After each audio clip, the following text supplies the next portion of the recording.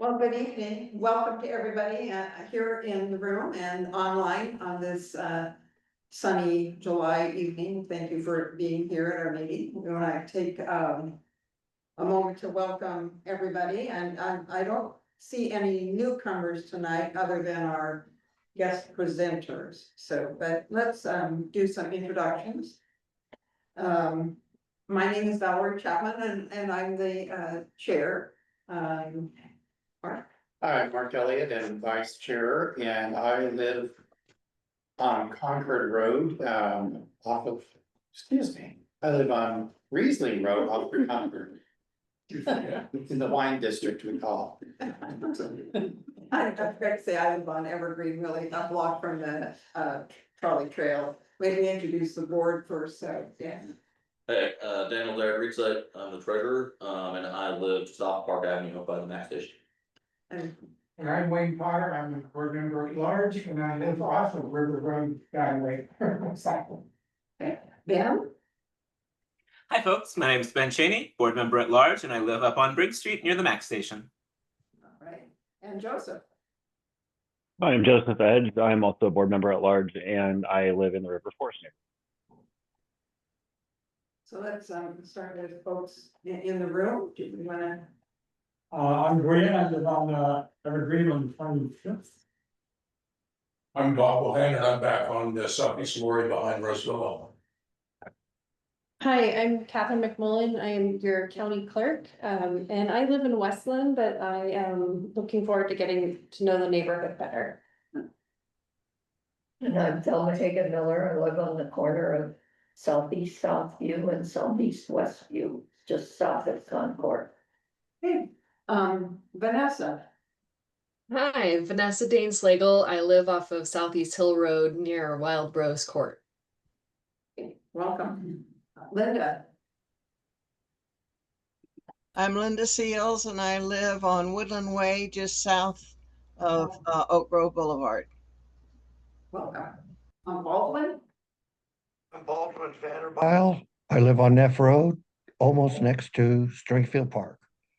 Hey, and Cindy. I'm Cindy Brown. I live at Roseville. Got Pam.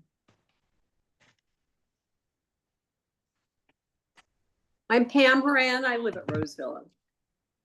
And Sue. Sue Conahan. I live at Parkview Circle and River Road. Hey, welcome. Dave. Dave Toback. I live at Roseville. Okay. I think I got everybody except for our two presenters, and Leah and Joel will let you introduce yourselves when you start to present, but welcome. We're glad you're with us this evening. We'll begin with officer reports. Do we have a treasurer report? We do. At last meeting, we received donations in cash of $31. Speaking of which, if you'd like to continue those donations, that little box is right there. It's a really cool handmade little box. We also received at the Oak Grove Festival, which we'll talk more about, but donation wise, we received $20 in cash there, which went towards people getting our little I Heart Oak Grove signs.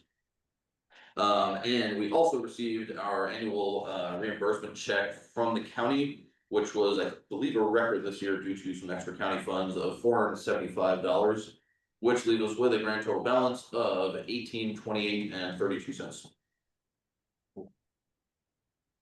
Our secretary is not here this evening, but we did send the minutes out, so I want to ask if there are any corrections or additions to the minutes.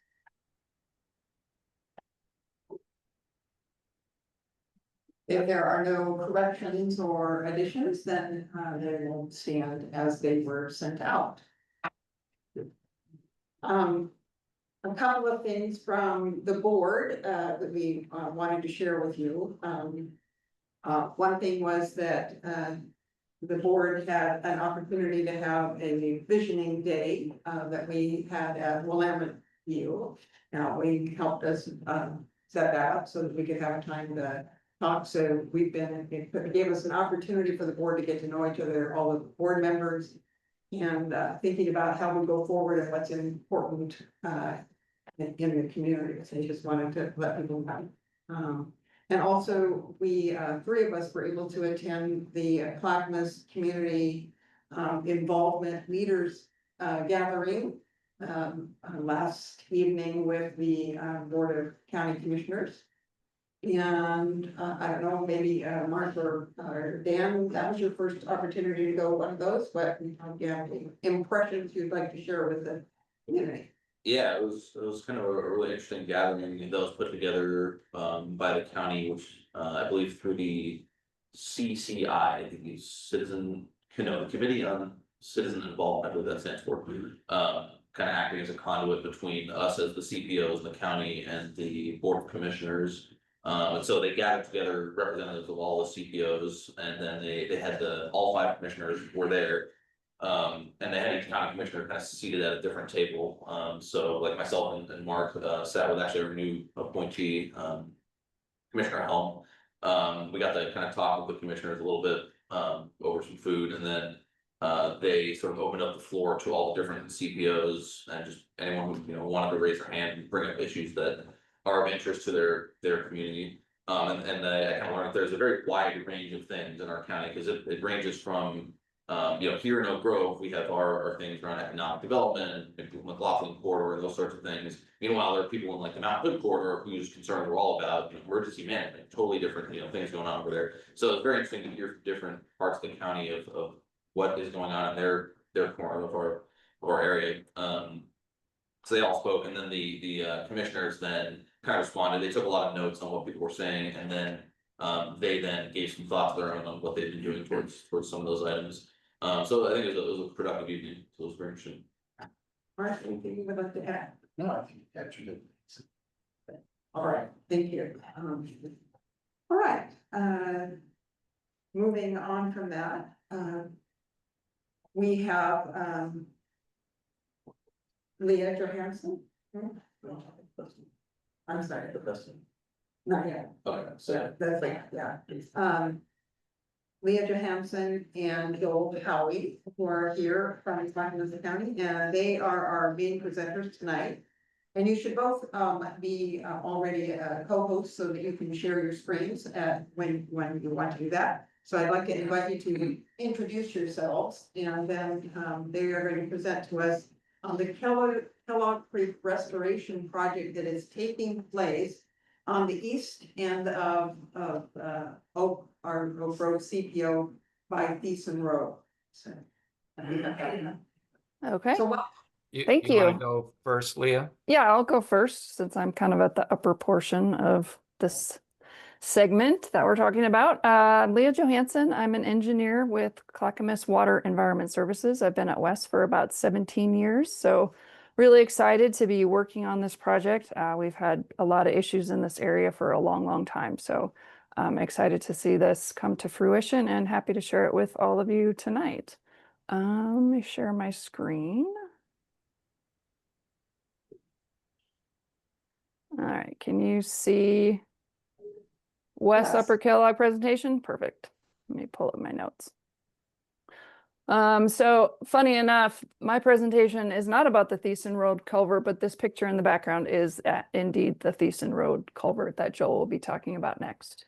But today I'm going to focus on the work that Wes is doing kind of around Southeast Tidwells, Clackamas Road, and Aldercrest Court. So just some background information. I'm not sure, how familiar everyone is with the issues out here.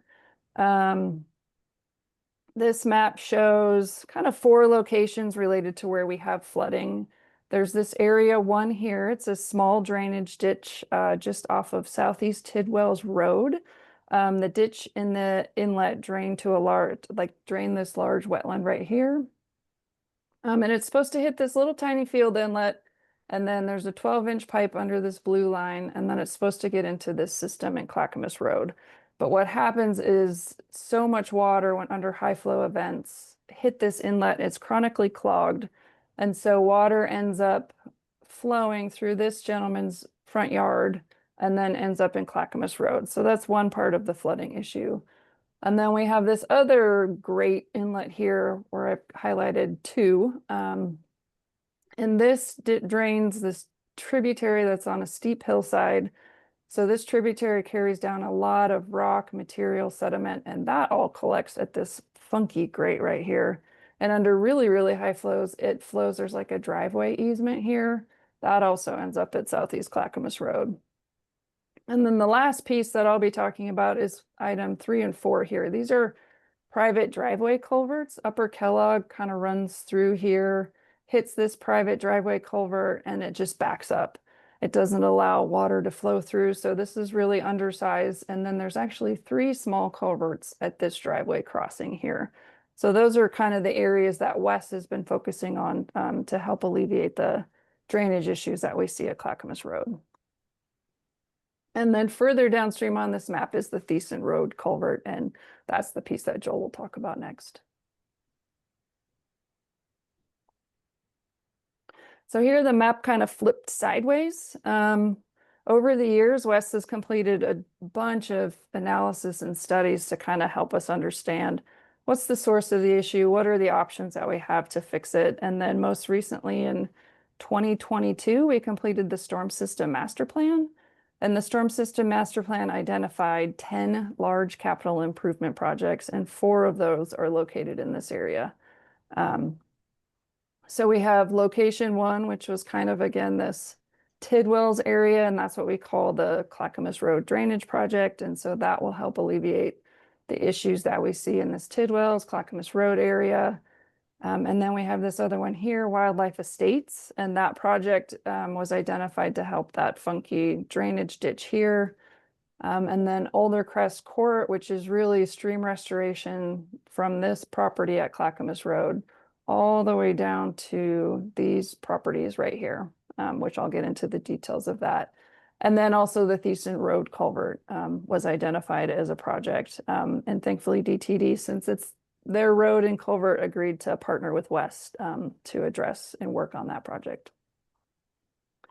In 2023, another thing to note is the Clackamas County Board of Commissioners allocated American Rescue Plan funds to 2 of these projects, this Clackamas Road Drainage Project and the Alder Crest Project. And so that's really what spurred West to complete these in the time frame that we're completing them. So it's been kind of rushed to get full plans and specs and design and under construction so we can really take advantage of that ARPA funding.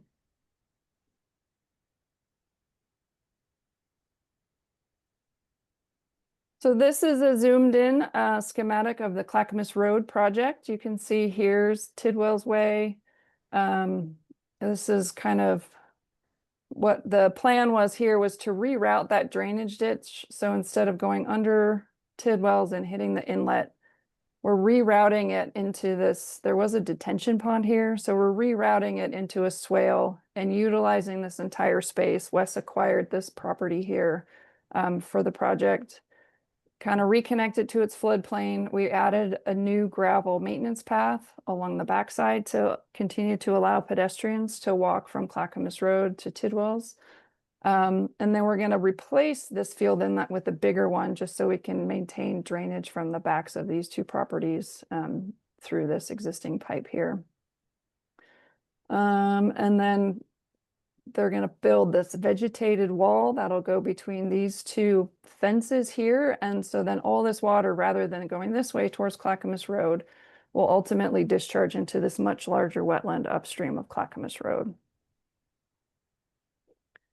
So majority of this work has already been done, and I'll show some pictures of that now.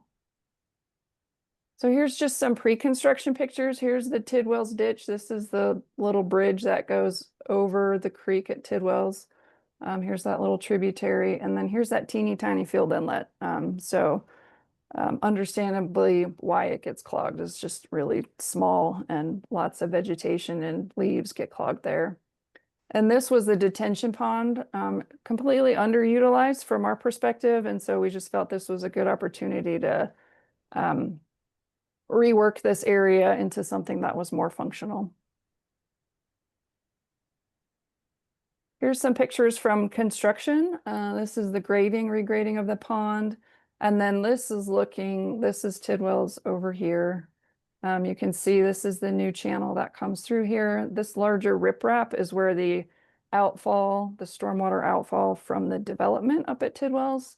That's where that comes into this new facility, and just some matting, and then we have some vegetation down already. Here's what it looks like most recently. Again, here's that little channel that we regraded through there. This is the maintenance path. And the last piece that we have to finish is building that kind of vegetated wall right in between these two fences here. We had to relocate a whole bunch of utilities, PGE, water, there's a sewer line in there. So we've got all of the utilities relocated, and they'll make this final connection right here, probably later this summer, early fall. And then the next piece of this project was adding a whole bunch of new stuff in Clackamas Road. So this is just the engineering plans. So this piece of the project, we added 13 new catch basins within the road, 6 of them right here at the low spot. This is where the majority of the water tends to end up and flood private properties. About 500 linear feet of 18-inch storm pipe, 5 new manholes, and then all of this new storm system will now discharge on the downstream side of Clackamas Road right here. And so we've built this new outfall, we put in the new riprap, and we've repaved this whole section of road. So here's some pictures from that work that was done. Here's one of the areas where we put the 3 new catch basins in.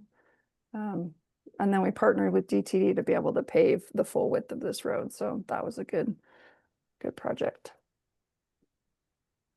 So the next piece that we just started on is the stream restoration of Upper Kellogg. This right here is Clackamas Road. This is where we just put that new outfall and the riprap. Wes acquired this entire parcel to do stream restoration. So we're going to do pretty significant. We've already started. We did some dewatering about a week ago, on July 15th. Started to muck out. There was at least, I would say, 12 inches of just really mucky sediment in the bottom of this creek because the water hits this driveway culvert here and just backs up, and then all the material just settles out. So we're going to widen it, reconnect it to the floodplain, remove a whole bunch of blackberry along this side, replant it, put in some fencing and some signs, and then reestablish a gravel maintenance path, which will also function as kind of a pedestrian walkthrough. A lot of folks walk from the end of Southeast Aldercrest Court to Clackamas Road to get to Antoni Schreiber Park, which is just right up here. So here's what that parcel looked like before we started. Here's the culvert that goes under Clackamas Road. You can just see there's tons of blackberries. That's all been removed. And then this will be just kind of reimagined and look more like a stream when we're done with it. Here's some pictures from the dewatering that we did. You can just kind of see all the mud and muck that was in there. And then the first driveway crossing is right here. Wes has been working pretty closely with, these are all private properties. So we had to get temporary construction easements for them to allow us on their property to do this restoration work, as well as allow us to maintain it for 5 years for permit conditions.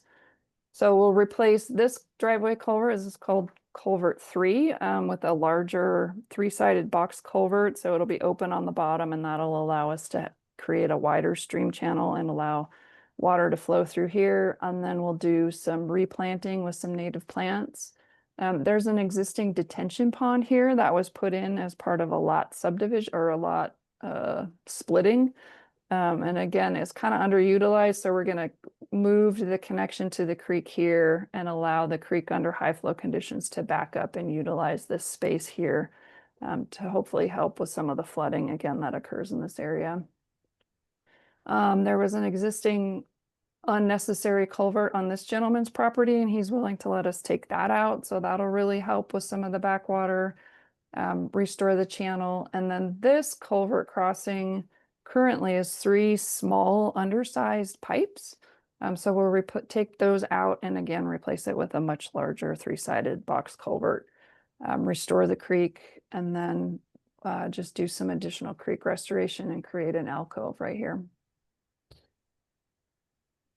So that is it. If you have any questions, there's a link here to the project website and my email. Feel free to reach out if you want to know more. Thank you. Thank you. Any questions for Leah? Mark? Hi, Leah, thank you. Oh, sure. I had a question. I live in a development that is it's now about 8 years old.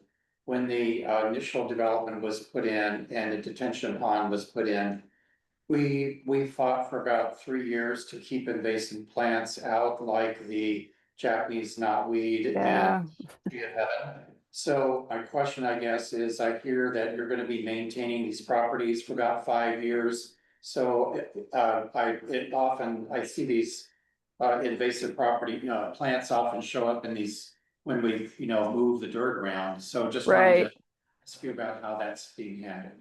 Yeah, for this, I would imagine we've also been working with North Clackamas watershed councils. And for a project like this, I think that's where we could leverage their expertise and have them continue that invasive species management beyond our 5 years to kind of work with the property owners to keep that stuff down. Because you're right, it's just going to come back, especially we know it's there, especially the blackberries. And those are hard to eradicate. So that's my thoughts at this point on how we would work with that.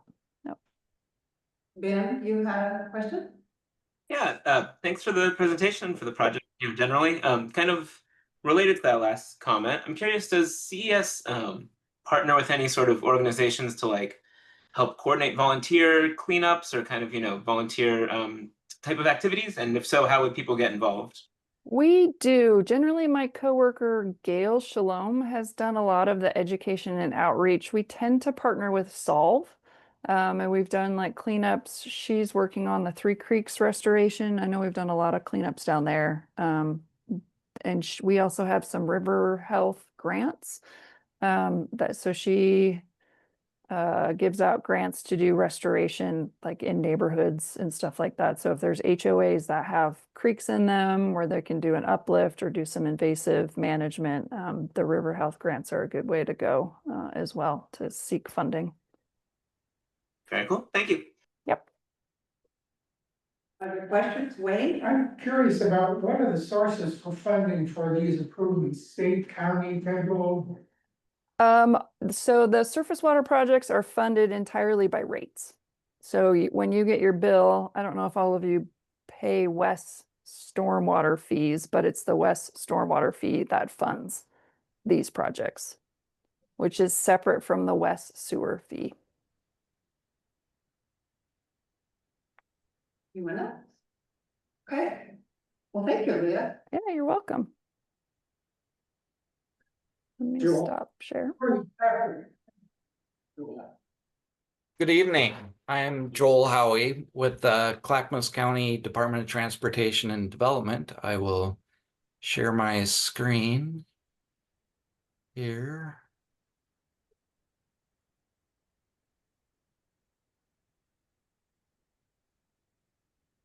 And hopefully everybody can see the screen. Yeah. Okay, good.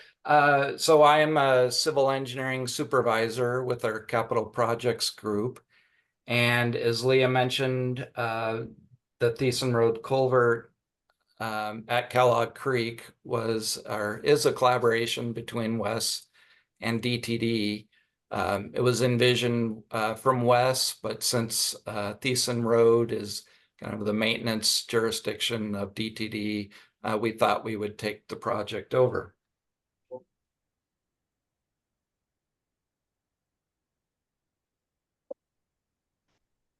There we go.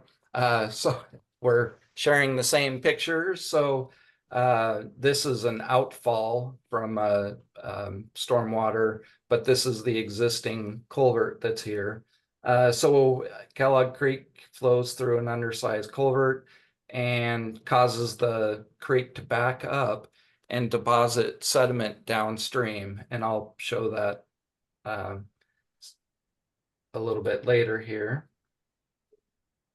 So the culvert that exists, it's a 6-foot diameter culvert, but it's actually in two parts. This part was constructed in the 30s, and then when the road was widening in the, not even sure what the date was, but a culvert was just added right next to it. There is sloughing that occurs between the two culverts. That's been a little bit of a challenge. So it's a good thing we're just replacing, all the culvert infrastructure in here with a larger diameter culvert. So the culvert will reduce the frequency of flooding, and there is a backwater effect of flooding upstream of the culvert, and having a larger diameter culvert will allow the natural movement of water to flow through the stream and the typical sediment deposition. And we'll be planting vegetation at both ends of the stream to improve the habitat and ability for fish passage through the culvert. So this is a little bit of an overview. This is Kellogg Creek, and the culvert, or Kellogg Creek, kind of flows through here with the culvert being here. There's another picture of the interior of the culvert. The total project funding is 1.7 million. So we did have the pandemic funding initially assigned to this project, and we moved the funding off to paving projects just because it's taken a lot longer time to get through the right-of-way process and permitting process. So the pandemic funding has a deadline to spend those funds the end of this year. We'll talk about timeline here in a second. This is a survey of the existing area. This is Aldercrest Road, Thiessen Road here, and then Aldercrest Court down here. This is the existing culvert, and then water flows to the north. This section here is a typical culvert section. That's if you're in the water looking at the culvert. So the new culvert will be a 3-sided aluminum box, 16 feet 4 inches wide, by about 6 foot high. And it will be open channel. So we have a natural flow of water in there. This is if you're looking at the culvert from a side view. We'll have this stream bed here, and then we'll have fish rock in here, so fish can have kind of a pool to hang out if they need to. The aluminum box culvert will sit on some footings here. We have scour depth is about 6.5 feet. So the stream depth here is a couple of feet, roughly 3 feet, and then we'll have riprap that is down to the depth of 4 feet beneath the culvert. So this is a plan and profile of the construction drawings. This is the plan view. This is Thiessen. Here's Aldercrest Court. We're going to have, this is going to be the culvert replacement here. We have some slope stabilization with some riprap along the sides of the existing channel, and then some restoration trees and plants that we'll plant here. This is some large woody debris that we'll install here, both on the upstream and downstream sides of the culvert. So the long stream, kind of looking at the cross section or the profile. So the long stream profile of the creek channel is shown here. And you can see with an undersized culvert, we get some backwater effects here. And then you did get a lot of sediment deposition here. So when we restore the creek, we'll remove all this deposited material and then make it a fairly, pretty much a flat long string profile along here. So on the timeline, we're pretty much at 90% design. We'll finish up the design this fall. We're in the midst of right-of-way. We're almost done with that. We do need to go through our permitting and do our permit applications. We did get land use approval, but we do need environmental permits from the Corps and DSL. We anticipate construction next summer. And to construct the project, we do anticipate probably a 4 to 5 month road closure. It's this is a draft detour plan. So we'll probably, this hasn't been reviewed by our traffic engineering department. But we'll probably reroute people through Jennings and Webster, that direction. And then if you're coming from over here, use Thiessen Road. And then once the project's complete, we will have a plant establishment and monitoring, probably required to do 2 years of monitoring, depending on what the Corps and DSL request. And my email is here, phone number here if you have any questions that you think of after the meeting. We also have a project website. You can just Google, Clackamas transportation engineering through Google, and it will come up, and you can just click on Kellogg Creek. And I think that's about it. Any questions? Velma? Yeah, Joel, I understand that there's a senior living development going in on Thiessen down in that area on the east side of the creek. Have you been coordinating with that? I have not heard, but I can talk to our development review to see what their timeline is.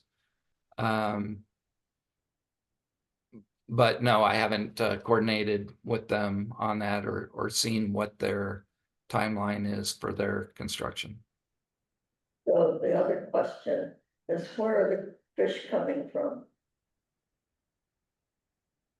So where are the fish coming from? Fish coming from that are in Kellogg Creek. So they are, let's see, Leah might be able to help me on that one. I think That's they a good originate from the question. Willamette River. Yeah, I was surprised in our fish salvage, we found over 200 lamprey up in the muck. So they're there. Where they come from, I'm not entirely sure how they get there, but they get there. Yeah, so it is essential salmonoid habitat, and so there's an in-water work period when the fish species are usually not present. And that's, I think, for Kellogg Creek, I think it's June 1 to September 30, or maybe it's July 15th to September 30. Yeah, July. So that's when the main culvert work will take place. And just to say that Kellogg Creek flows into the Willamette River at downtown Milwaukee at Highway 99E, and that's how salmon are able to access Kellogg Creek, as well as lamprey and other species. Go ahead. You mentioned something called riprap a couple times. What is that? The size of so riprap is more or less a gradation. So you'll have larger riprap and then smaller, and they all get put together to kind of protect the bank. Trying to remember the size. I think it's class 200, so 200-pound rocks at the largest, down to much smaller rocks. So riprap is rocks? I mean, I was confused by that too. What are we talking about? Yep, That sounds- big rocks. Big rocks. Okay, thank you very much. Yeah. Real technical. No. So, when is it the Keller Dam, is that what we call it? Maybe calling it the wrong name. When that's, removed and the Keller Lake or whatever that's called too is gone, would that have an impact on what's happening here at this work? Well, so in our hydraulic study, we look at the basin that that water comes from that contributes to the flows. So the dam doesn't necessarily enter the picture related to the flows, but the dam does act as a little bit of an impediment along down at the outlet. But as far as contributing flows from the 50-year to the 100-year storm, that's all within the subbasin that's in this area. So we are designed to accommodate the 50-year flow event or storm event. And we also we have a no rise that we have to meet, a no rise in the 100-year storm event. And we'll be meeting that with our design. Leah, you mentioned you found 200 lamprey in the creek. Yes. When was that, number one, and did you find any fish as well? No fish of significance. I think they found like some dace. I'm not really a fish person. And some like maybe a sucker or something. I don't remember. So no large fish species, just the really small, I'd say 2-inch lamprey in the muck. And that was literally, we did that last Monday is when they found those. Yep. And the Gail Shalom, who's more into the habitat and fish and stuff, she was super excited. So it sounds like it was good news that those were found. So yeah, and surprising for what that creek is and is not. So it just goes to show these fish will find their way, even if we think it's awful and terrible, because it does look awful and terrible, but they're still there. One other quick question, I've got time. Something maybe a little bit off subject, but only because I know you guys are in the know. I haven't heard anything for a couple of years or several years now about the Walter Vista culvert project down on River Road. So they can fix the Boardman Creek into the Willamette. There's a couple of culverts down there, and it was real active about 6-7 years ago. And now I haven't heard anything whatsoever for 3 or 4 years. I know there was some issue with funding, but I know there's several people looking, trying to figure it out. Yes, I was involved in the original study of that, and we did. I think we made it to a 30% design, and the funding we had was not enough. So once we got in to the details, needed to see that there'd be multiple bridges that would to replace the existing culverts would be needed. The cost just skyrocketed, and this was 2012, 2013. Even then it was roughly $2 million. So it's probably a $4 million project. So it's just not anything that we can fund at this particular moment. But we have been talking with Oak Lodge and with the Watershed Council there, about doing some type of grant funding in the future. But nothing's come up so far or recent. I've had heard in several years, so I was wondering if there was anything moving on it. So Yeah, Right. unfortunately not. The culverts that are there, they're not in the greatest shape, but they're not in worse shape than they were, 8 to 10 years ago when we looked at it or looked at that project. Thank you. Wayne, you had a question? Sure, there was flooding over the years, which created the need for these changes. What kind of effect did that flooding have? Was it affecting private property? Was it affecting just public property? And if there was there damage or, any other problems created for residents in the areas? There's been flooding on the roadways, so that's how our maintenance crews got involved. They're talking to the adjacent owners. The owners from California isn't really aware of too much flooding. That owner's on the downstream side. On the upstream side, they definitely have backwater, but I think their house is high enough where the flooding hasn't gone to their house at all. But it certainly flooded, kind of that side yard that they have back there. Yeah, I can speak to the flooding on Clackamas Road. That primarily impacts one resident.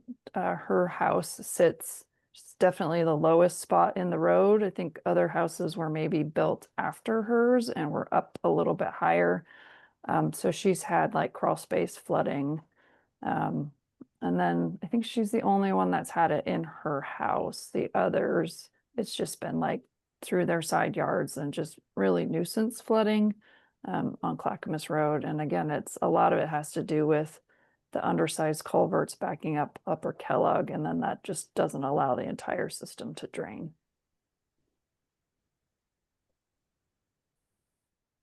Other questions from anyone?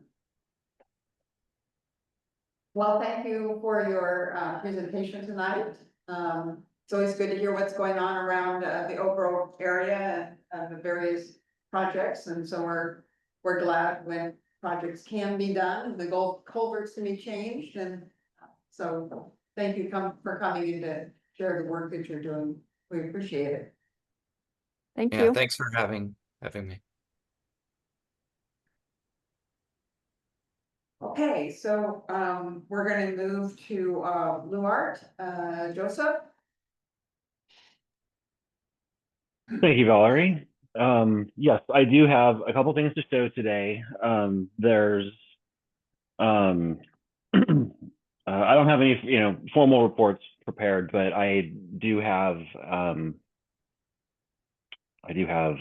some of the exhibits from the applications that just a couple that are happening kind of presently, I guess is the best way to say it. There was a hearing last week on Thursday for a site up on really kind of the east end of Rothy Road at the top of the hill. And there's a zone change proposed from right now it's R15. So those are larger minimum lot sizes than what we have in, really most of the rest of the area.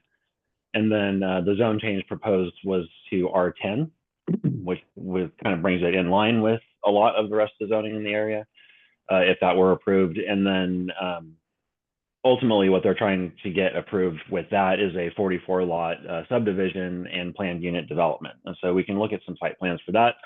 The other one that's on the hearings officer's schedule is tomorrow, which I mentioned this one last time. On Thiessen Road, there's a 42 bed residential care facility. And this was one that we had looked at in the past that had been proposed for like 5 houses, and now they've reformulated their proposal to be a residential care facility. And again, that hearing is tomorrow with the hearings officer at 9:30 a.m. So let me share what I can.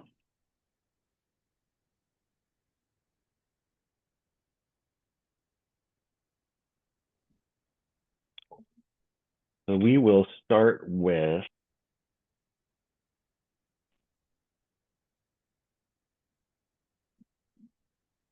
So this is the site plan for the site that's at the east end of Rothy Road. It may be a little bit challenging to get our bearings because it doesn't exactly, there's not really I mean, I guess here we can see with this view, you can kind of see the surrounding area and how Rothy Road, really terminates up into the site. And so this really is at the eastern end of Rothy Road. It's kind of a large square-shaped site, but it's up in that area where there are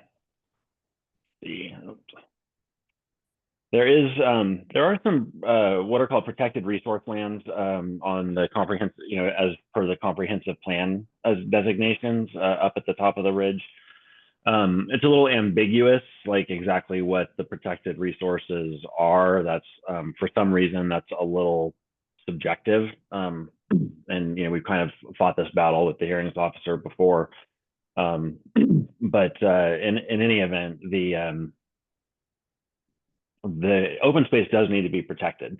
And so part of what normally happens on these sites up there, or really anywhere where there is protected resource space per the comprehensive plan, is that you'll see them do a planned unit development. And so they will cluster most of the buildings onto a portion of the site and then protect a large portion of the, a large contiguous portion of the site as protected, conserved open space. And so that's what we're seeing here, where what they're proposing is that the road, Rothy Road, comes into the site at the, really at that's the southwest corner. I'm sorry, the northwest corner. Over here, and imagine that north is to the left on this view. And so anyway, the Rothy Road comes in over there. You can see how the lots are, really clustered over here on the northern end of the site, and then that large contiguous area on the southern end of the site will be protected in perpetuity as conserved open space. And I don't think that there's really much else to show here. And so I can take any questions about this one before I move on. Velma?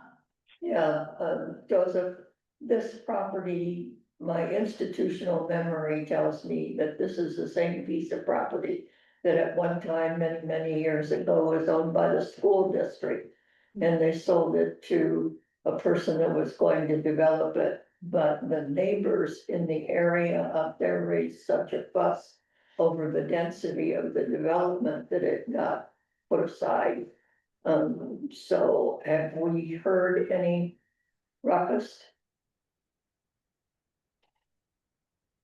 Well, the hearing was last week, and we did sometimes, what will happen since we're identified on the notice, the land use application notice as the CPO with our contact information. A lot of times it will see, comments that that neighbors will send in, to the county planners, and and so we did see some comments in opposition that did, just kind of, we were copied, we were CC'd on those communications, but there wasn't, it didn't seem like there was any kind of large organized email campaign or anything like that. It was just just like 2 or 3 emails. Is this up where Norma Road is, up on top of the hill up there? Because that's what you're talking about, where it's got the white fencing and the swamp and all of that up there. Had been a school or first property at one point. Right. So have we, the community council, taken a stand on this at the meeting tomorrow? This hearing was last week. Okay. And so before the hearings officer tomorrow. Different project. I think it's a different project tomorrow. Yeah, we're talking about two different applications. One was a hearing last week and one is a hearing tomorrow. This one was Okay. the hearing that was last week. So our opportunity to comment has concluded. Okay. So are these connected like townhomes or are they individually standing? Only asking because it's the first I've seen any of it, so. Yeah, my belief is that they are proposed to be townhomes, just the way that they are laid out. Let's see if I can get in here. That's what it looks like. Yeah. Let's see. Let's go to the first one. Okay, here we go. Yeah, when you're talking about lots that are 1,740 square feet, yeah, and that are 20 feet wide, these are townhomes. Yeah. Oh, geez.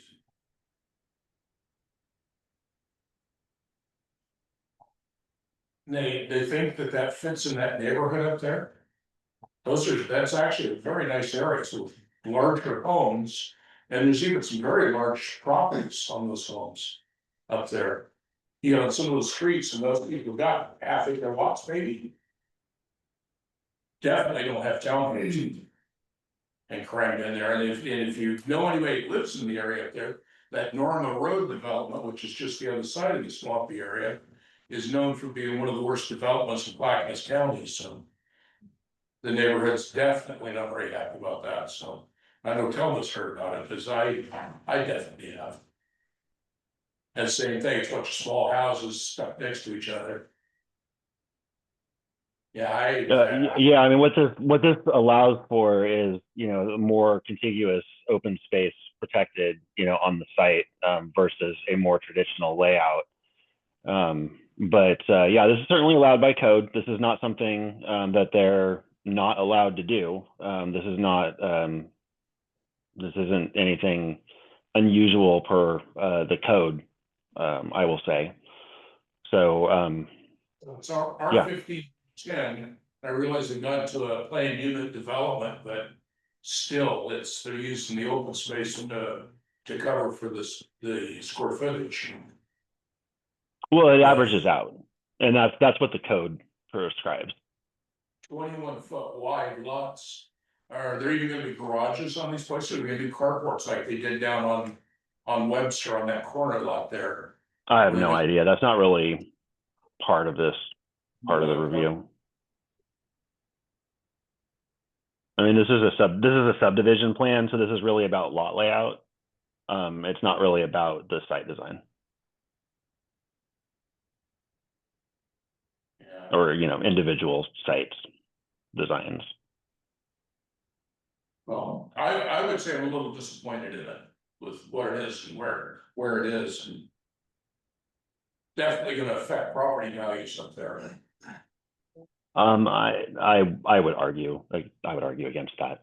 The houses up there will remain unaffordable. I don't think that this is going to change that math in any way. So let's see. I will switch over to my other document. Where did that go?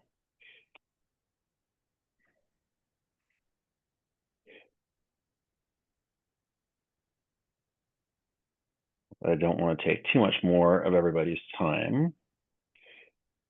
And this is the one that's tomorrow.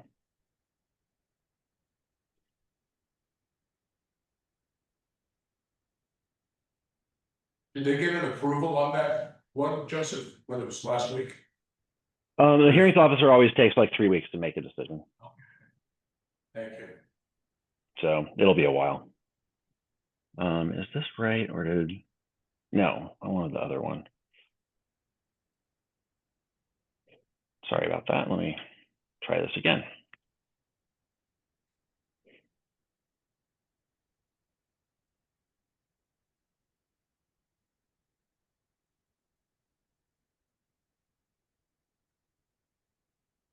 I guess that is the right one. Okay. There's just a lot of narrative to start this. I'm just going to take us back through the narrative to the plans. And this is the one that's on Thiessen. And it's up on Thiessen, kind of around just a little bit west of where Thiessen bends. Sorry, I realize that this is unpleasant to watch, but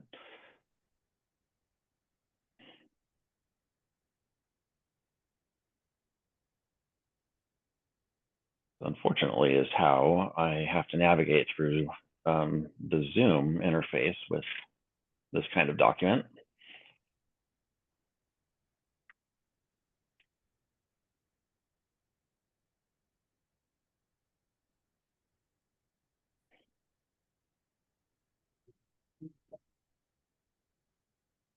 As you can see, there's a lot of content here to review. So, all right, here we go. So, anyway, this is kind of the plan area, the vicinity map, they call it.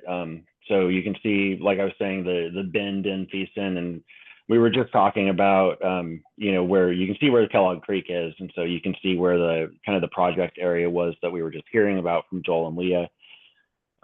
This site is uphill from there, and around that bend, and actually, you know, west of Hill Road.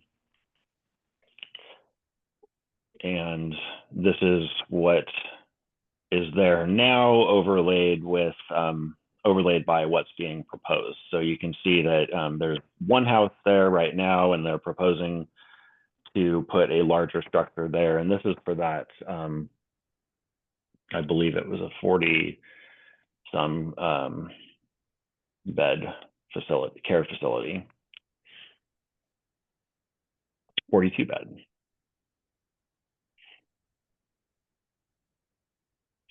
So there will be, you know, kind of a large building there, and then a parking area to the east side of it.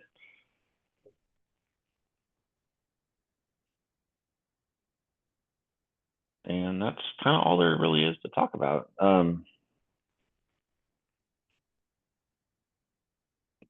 Yeah, there's just a maneuvering map. Anyway, this is, I realize, not much to look at, but ultimately this is what's being proposed there now.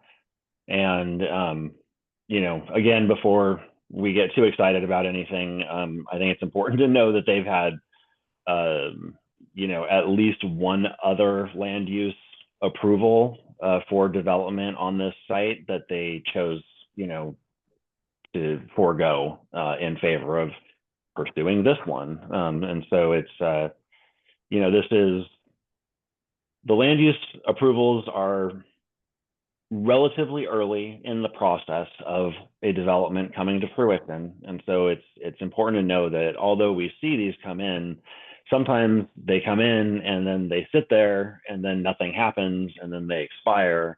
Sometimes the approvals are renewed, you know, before they expire. You know, a lot of times we see things approved that never get built.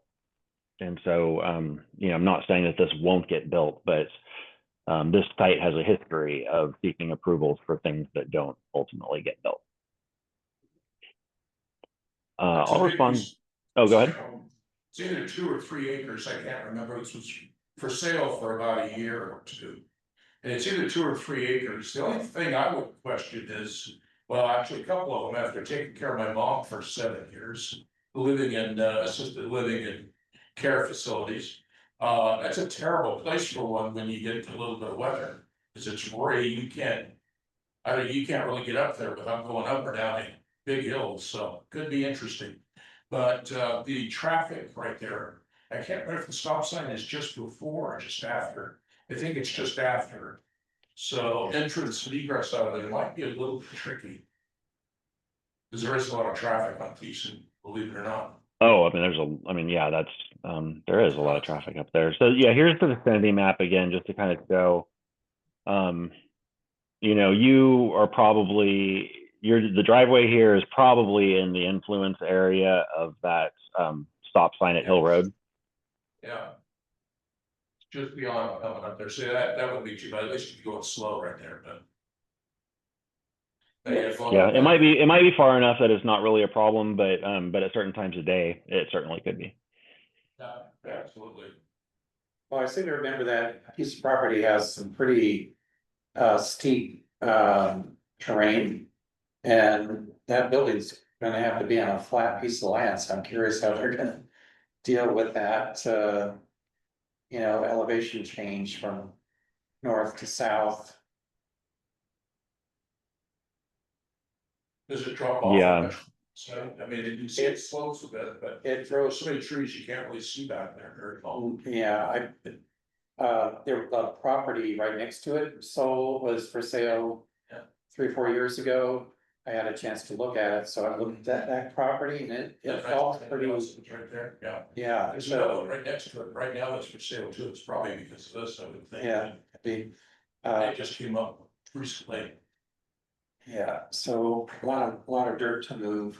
I saw Linda, that you had a question.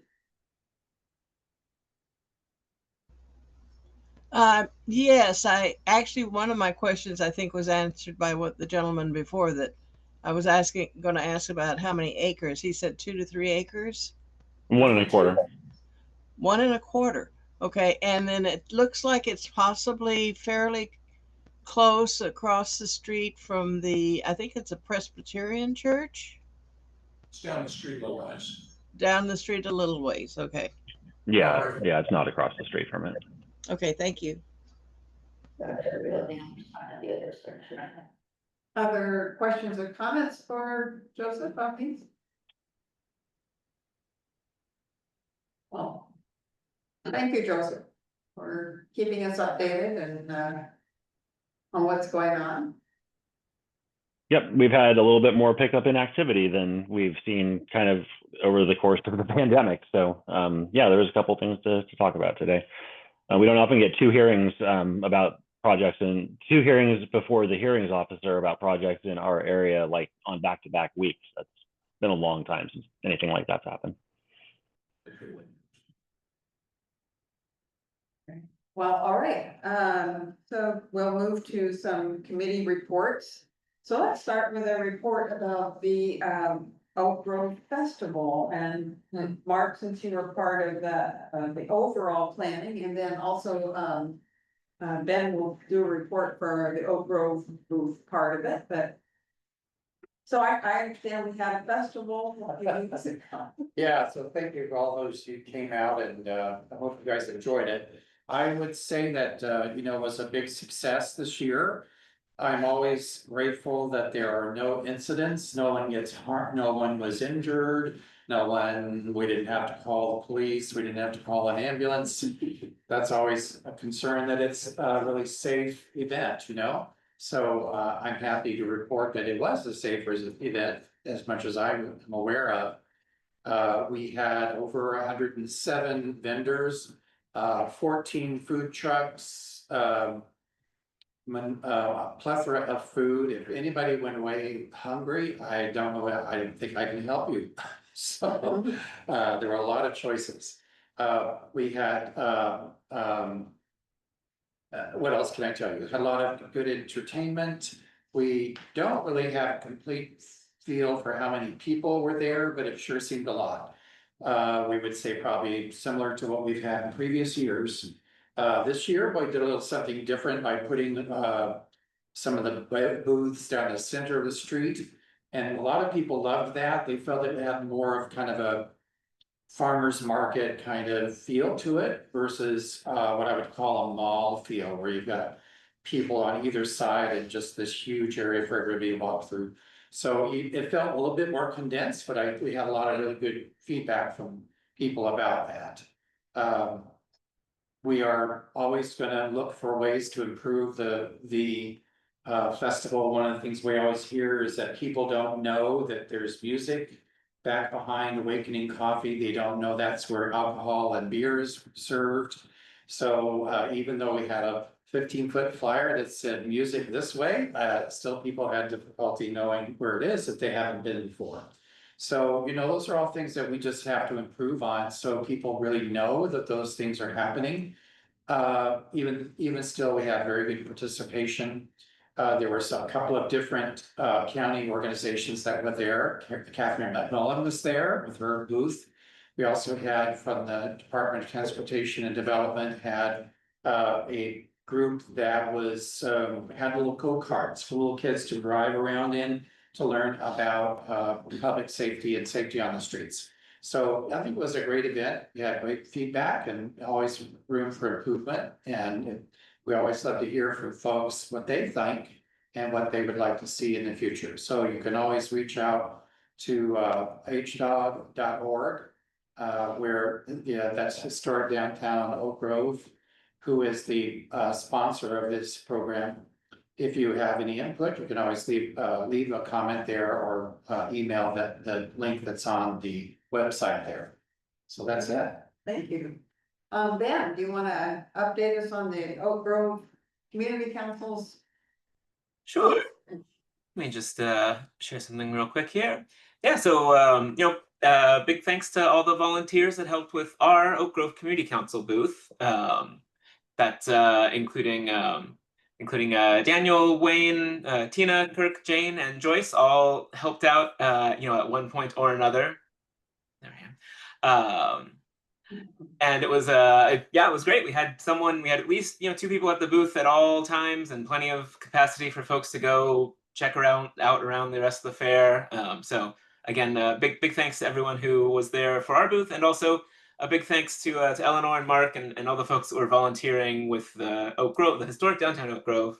So volunteering to staff the fair itself, and made sure that it was a success for all of the participants and the vendors involved. Generally, we kind of talked to quite a bit of folks who passed by over the course of the day. We had this nice location that was right in the center with kind of a great position to meet folks as they entered into the fair. And like Mark said, there was quite a lot of food options, community groups, vendors, family-friendly activities, and the layout had been changed to be more dense and easier to walk around this year. And so with that change, we were right in a great position. Generally we talked to quite a few folks as they over the course of the day. We used 2 activities. We had a vote for your favorite place, which was these little things here. Vote for your favorite places in the community, like restaurants, parks, that kind of thing, stores. And then we also had kind of a find your home on the Oak Grove Community Council district area map activity. And we used both of these to kind of entice people to stop and talk and kind of get them rolling about either some of their favorite places to go or where they live and kind of what part of the community neighborhood they're from. And then we kind of use that as an introduction to share information about what the community council does, where the boundaries are, so if you are in or out of the area, and how to get involved, including we had a few different takeaway items that had our website and meeting infos, times and locations for folks. And then we also just had sort of a seated, shaded area with some chairs so folks could hang out and take a little break if they needed to and just kind of chat. I think about 100 people participated in the mapping activity and the voting activity. And I would say that for everyone who participated in one of those, we probably talked to 2 other folks who didn't. So we probably at least engaged with over 300 community members. It was really great to talk with a lot of folks who were in the community, or nearby, such as Clerk Catherine McMullen here, as well as folks who were just visiting and kind of looking to get a little more information about kind of the place they were in. The map activity that we had here was, in my opinion, it was a really fun way to get people kind of talking and get them to help understand sort of if they were in or not in the Oak Grove boundary as it's defined for the CPO. Or if they maybe are in one of the adjacent CPOs, or if they're in an area that has no CPO active currently.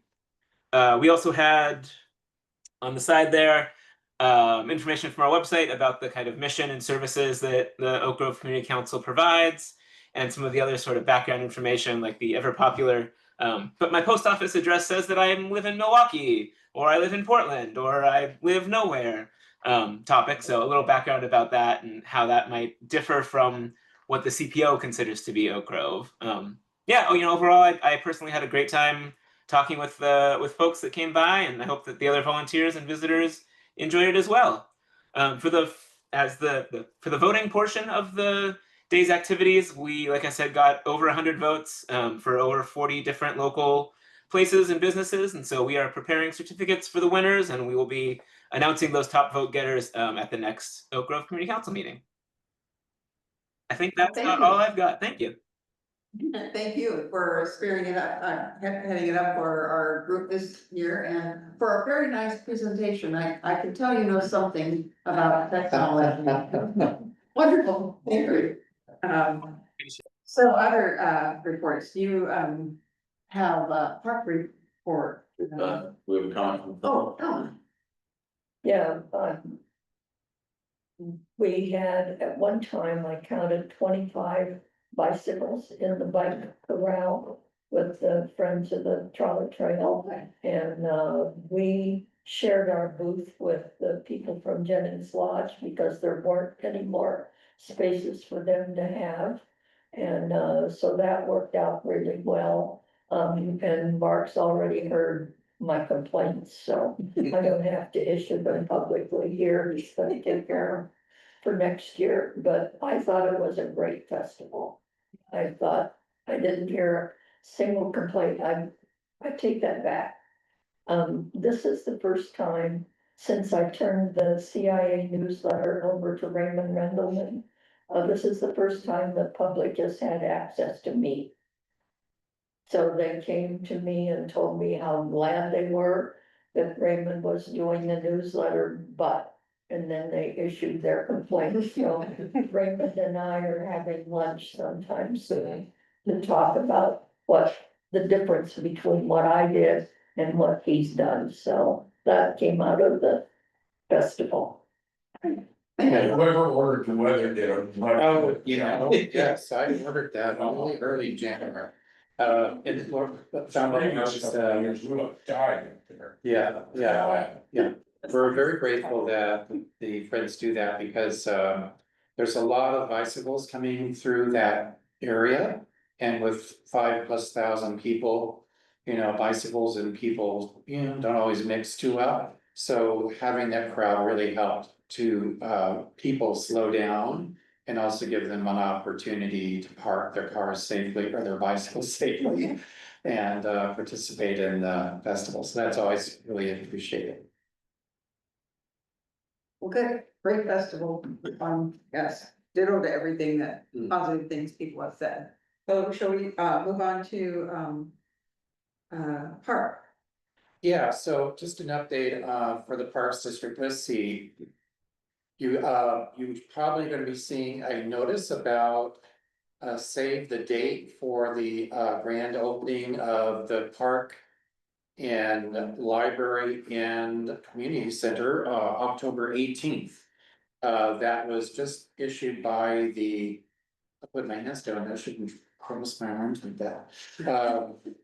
That was issued by the county here this evening. So if you do receive notifications from the county, you should be seeing that in your in-basket. But please do put that date on your calendar.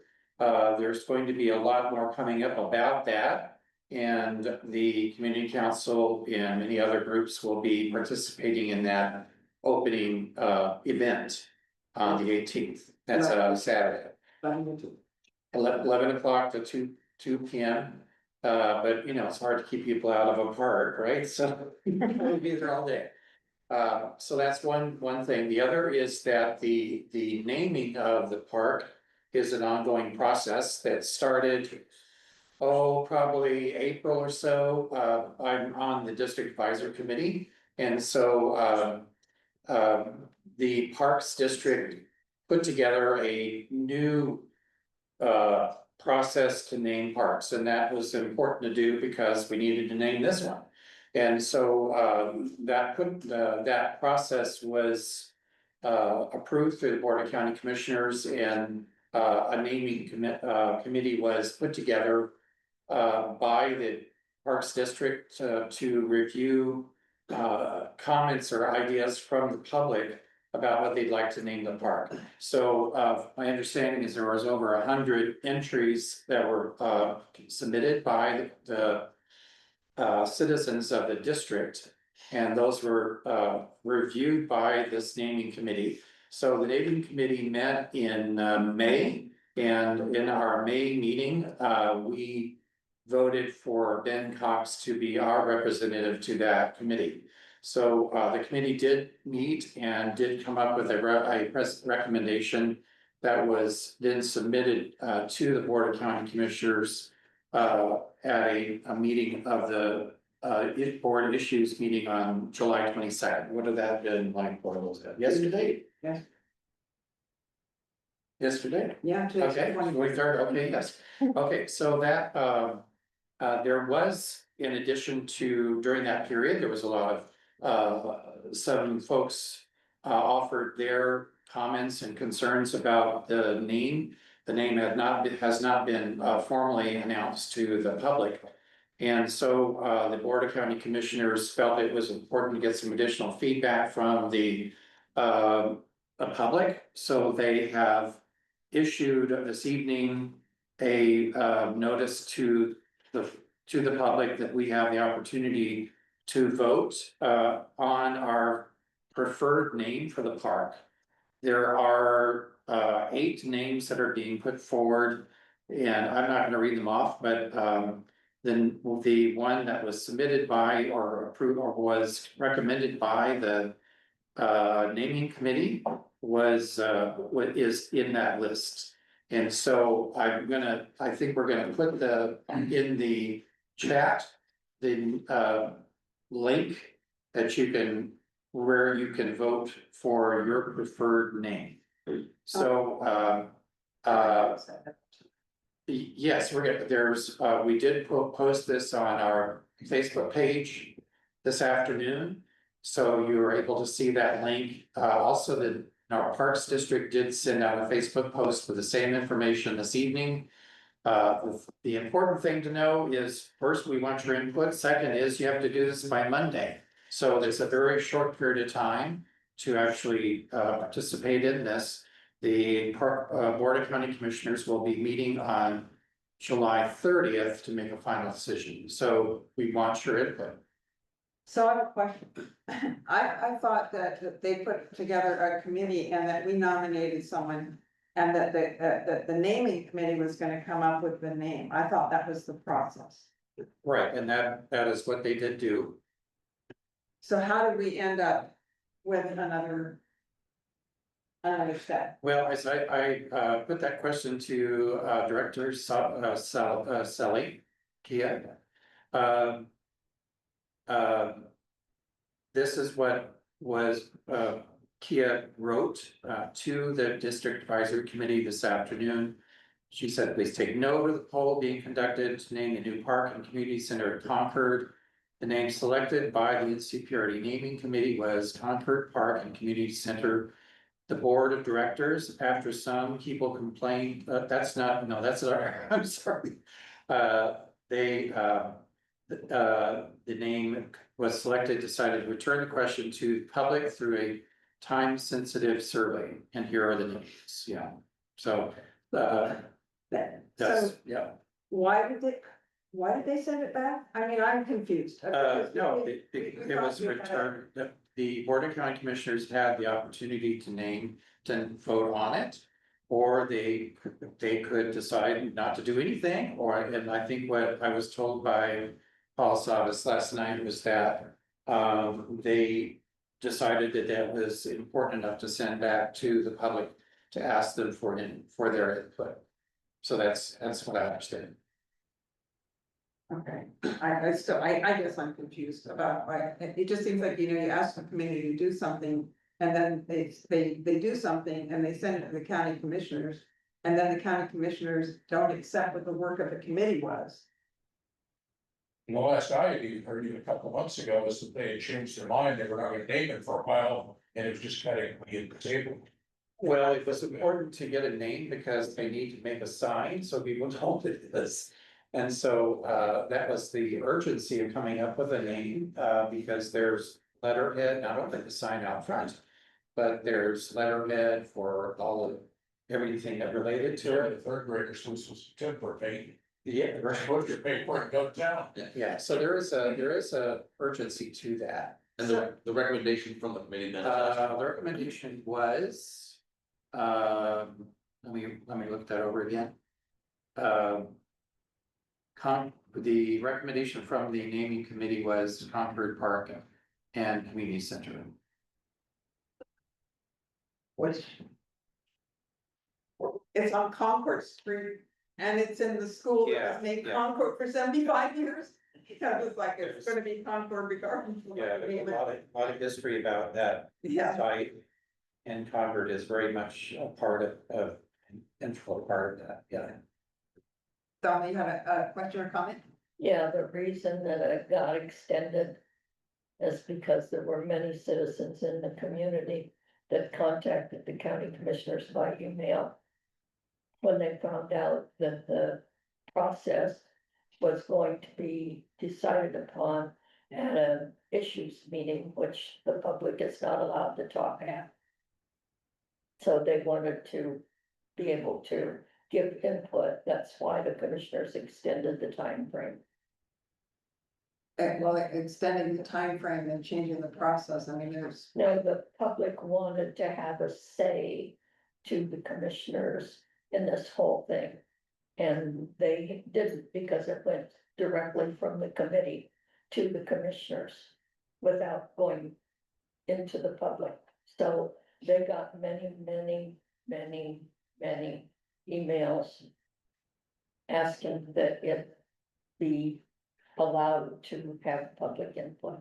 Well, how did they know what the name was to do all that info? Cause it hasn't been announced to the public. We didn't. I didn't. But There was a public survey, wasn't there, from the park district? Yeah, they asked everybody to record. give names. My understanding is there was a public survey. Yeah, everybody had an opportunity to give a name. Maybe that wasn't publicized enough. But the committee was the one that selected it instead of the public having any further input into it. So you could only submit what you wanted. They were asking for suggestions and then it kind of Yeah, disappeared. And then like that, then you say there were over 100 suggestions. There were, I People think, did make 100 entries that I know of, I think that's right. When? 100 different people, yeah, well, over 100. yeah, submitted their ideas. And there was a, it wasn't just like, hey, what's the name you want? You had to justify, there was a, also there's a protocol for, you can't name it, Adolf Hitler Park, it can't be something. There was a certain criteria set for the park, the naming of it. So that was criterion, perhaps, I don't know whether all of them met that criteria or not. That might have been part of the elimination of some of them, but I don't. Well, so my other question, sorry, it's confusing to me about how this happened. You said there's 8 names to look at? That's correct, yes, Where did those 8 names come from? Is that from the committee? I mean, I could see taking 100 names and wanting to winnow it down to a few. Did those names come from the committee? Or I thought the committee just offered one. Where did the other 7 come from?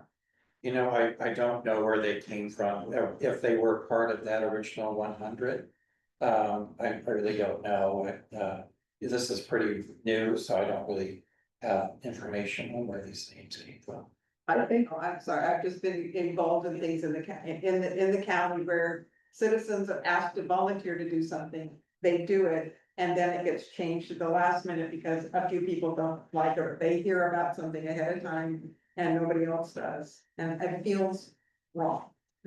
Anyway, that's my feeling. Feels like, we should have a process and stick to it. Okay. Well, I would encourage everybody to please vote, so let your thoughts and ideas be heard. And also this will be discussed in a public meeting, right? Where there is input, public input is going to be Parks District public meeting, and I think that's July 30th. Yeah. Up on Red Soils, 10 o'clock in the morning. No, it's going to be at the swim center. Oh, okay, thank you. It's the Parks District Board of Directors meeting, that is at the swim center. at the Aquatic Center on Yeah, July 30th, I think it's at 10 o'clock or something like that. no, it's 6 o'clock in the evening. Oh, 6 o'clock at night, okay, thank you, because I'm not, Thank you. Well, if I had an idea for names, I add it to that list. I can't understand you, Glenn. What did You have a list of 8 names. Could I add one? I thought of one. I haven't even seen a list of 8 names. It's in that link. Who I contact, if you want to add it. They would, you could send a note to the Parks District. Okay. Yeah, That link will be sent out. For those here in the room, it's in the chat there in the Zoom, it'll be sent out. oh, is the link not working? No, it is, yeah, it works. Okay. It's just people in the room would have to physically view it, but Yeah. it'll get sent out. And I'll send that tonight or tomorrow, maybe not tonight, tomorrow, that makes more sense. I think Ben was asking what was the recommendation of the committee again, and Yeah, it was Concord Park and. yeah, but One other, are we ready to move on from naming? Okay, I wanted to let, the whole community know that the board is moving, to using a computer for our meetings that belongs to the Oak Grove Community Council, and we'll be acquiring, our own, the Zoom account that belongs to Oak Grove Community Council. So that we can stop using my personal computer and my personal account. Which I've been pleased to share with the community for the last 5 years. But we are moving to that, and the board, what we know, it costs $160 a year for a Zoom membership. But the Friends of Oak Grove Community Council said that they would pay half of that, which would be what the nonprofit amount would be. But the Oak Grove Community Council is part of the county, so it's not its own 501c3, but we'll end up paying the same amount, because they'll subsidize it. And I appreciate the board's decision very much that to move away from my personal account. You know, the drawback was I could never take a vacation. So anyway, all right, so just wanted to make sure, and the important thing to know about that is that we have used the exact same link for 5 years. It will change because it's gonna go to somebody else's account, and we'll put that new link out, the goal date will be in September, so that people are notified, because we know some people have that link set up in their calendar, so they just automatically do it. But it isn't gonna work anymore, so otherwise you gotta show up here at the water district. that's right. But there will be a Zoom account, but it will belong to the Oak Grove community rather than a person, individual. Are there other announcements tonight or public comment? Anybody online have something they would like to share with us? All right. Oh, I have something for public comment. That's pretty simple. Yeah, thank you. So again, my name is Catherine McMullen. I'm the county clerk here in Clackamas County. And listening to you talk about the Oak Grove, the library getting moved and the school. I also want to mention that the official ballot drop site that's at the Oak Grove Library is actually being moved to the new site. And it'll be there, well before the grand opening. I was on site a few weeks ago. We picked out a good location for it. So as we have our next election, which will probably not be until May of next year, I ask that you help me let folks know that the drop site has moved with the library. It'll be a little bit easier, but we did this like about 2 years ago when the city hall moved from Milwaukee, from the old city hall to the new. And people were still showing up to return their ballot at the old city hall a year later. We do communicate about it, but the best way to communicate is word of mouth. So thank you for your help with that. And then we do have some flexibility. In addition to elections, I also issue marriage licenses and do passport applications. And so those are generally by appointment only, but we've started a walk-in Wednesday service. So you can walk into a recording office and get a marriage license, or walk into my records management office to get a passport application sent on to the US Department of State. So we want some more flexibility. And I'm still official. Yes, we do photos, yeah. And then I'm still officiating weddings on Friday afternoons, but those do require appointments. And you can always make an appointment for any of those services just by calling. But I just wanted to let you know that we're trying to be more accessible, so people can come in when they need to. Oh, good question. Yes. Is the drop box for the ballots on the Concord property going to be someplace where people can drive up to it? Yeah, we actually looked and it's gonna be left side, so you can drive up and return it. It's gonna be as you exit the property, and there'll be space for a line on election night. But not affect everyone trying to park for the community center or for the library. But yeah, there was some nice space to look into. So it's, you We're there can outside. drop it off, or pull your car up. Yeah, at the it'll- Post office and. It'll be left side return, so you won't have to get out of your car, so it'll be a drive up now, which will be nice.